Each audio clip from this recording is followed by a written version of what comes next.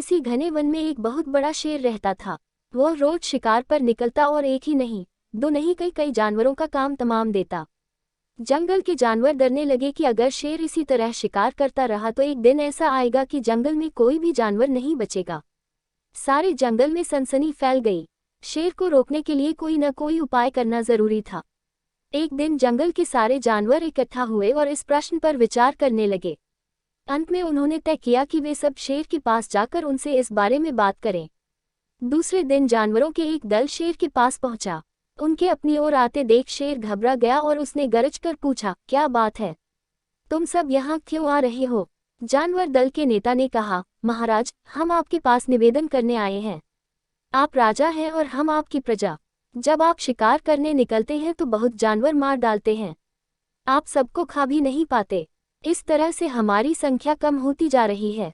अगर ऐसा ही होता रहा तो कुछ ही दिनों में जंगल में आपके सिवाय और कोई भी नहीं बचेगा।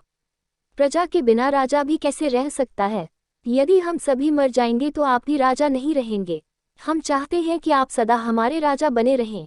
आपसे हमारी विनती है कि आप अपने घर पर ही रहा करें। हर रोज स्वयं आपके खाने के लिए एक जानवर भेज दिया करेंगे। इस तरह से राजा और प्रजा दोनों ही चैन से रह सकेंगे। शेर को लगा कि जानवरों की बात में सच्चाई है। उसने पल भर सोचा, फिर बोला, अच्छी बात है, मैं तुम्हारे सुझाव को मान लेता हूँ। लेकिन याद रखना, अगर किसी भी दिन तुमने मेरे खाने के लिए पूरा भोजन नहीं भेजा तो मैं जितने जानवर चाहूंगा मार डालूंगा। जानवरों के पास तो और कोई चारा नहीं, इसलिए उन्होंने शेर की शर्त मान ली और अपने अपने घर चले गए। उस दिन से हर रोज शेर के खाने के लिए एक जानवर भेजा जाने लगा। इसके लिए जंगल में रहने वाले सब जानवरों में से एक एक जानवर बारी बारी से चुना जाता था। कुछ दिन बाद खरगोशों की बारी भी आ गई। शेर के भोजन के लिए एक नन्हे से खरगोश को चुना गया। वह खरगोश जितना छोटा था उतना ही चतुर भी था। उसने सोचा, बेकार में शेर के हाथों मरना मूर्खता है।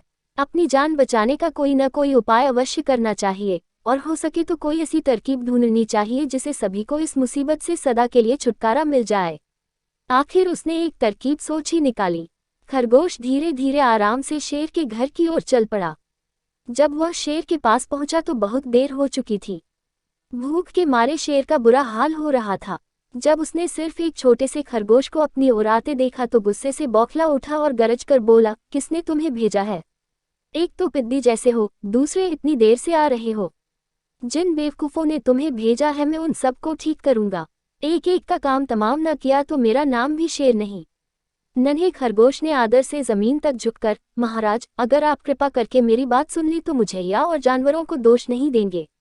वे तो जानते थे कि एक छोटा सा खरगोश आपके भोजन के लिए पूरा नहीं पड़ेगा, इसलिए उन्होंने 6 खरगोश भेजे थे। लेकिन रास्ते में हमें एक और शेर मिल गया। उसने 5 खरगोशों को मारकर खा लिया। ये सुनते ही शेर दहाड़ कर बोला, क्या कहा? दूसरा शेर? कौन है वह? तुमने उसे कहाँ देखा? महाराज, वह तो बहुत ही बड़ा शेर है। खरगोश ने कहा, वह जमीन के अंदर बनी एक बड़ी गुफा में से निकला था। वह तो मुझे ही मारने जा रहा था, पर मैंने उससे कहा, सरकार, आपको पता नहीं कि आपने क्या अंधेर कर दिया है।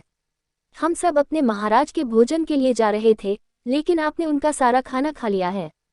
हमारे महाराज ऐसी बातें सहन नहीं करेंगे। वे जरूर ही यहाँ आकर आपको मार डालेंगे। इस पर उसने पूछा, कौन है तुम्हारा राजा? मैंने जवाब दिया, हमारा राजा जंगल का सबसे बड़ा शेर है। महाराज, मेरे ऐसा कहते ही वह गुस्से से लाल पीला होकर बोला, बेवकूफ, इस जंगल का राजा सिर्फ मैं हूँ। यहाँ सब जानवर मेरी प्रजा हैं। मैं उनके साथ जैसा चाहूँ वैसा कर सकता हूँ। जिस मूर्ख को तुम अपना राजा कहते हो उस चोर को मेरे सामने हाजिर करो। मैं उसे बताऊंगा कि असली राजा कौन है। महाराज, इतना कहकर उस शेर ने आपको लिवाने के लिए मुझे यहाँ भेज दिया। खरगोश की बात सुनकर शेर को बड़ा गुस्सा आया और वह बार बार गरजने लगा। उसकी भयानक गरज से सारा जंगल दहलने लगा। मुझे फौरन उस मूर्ख का पता बताओ, शेर ने दहाड़ कर कहा। जब तक मैं उसे जान से न मार दूंगा मुझे चैन नहीं मिलेगा। बहुत अच्छा महाराज, खरगोश ने कहा, मौत ही उस दुष्ट की सजा है। अगर मैं और बड़ा और मजबूत होता तो मैं खुद ही उसके टुकड़े टुकड़े कर देता। चलो, रास्ता दिखाओ। शेर ने कहा, फौरन बताओ किधर चलना है।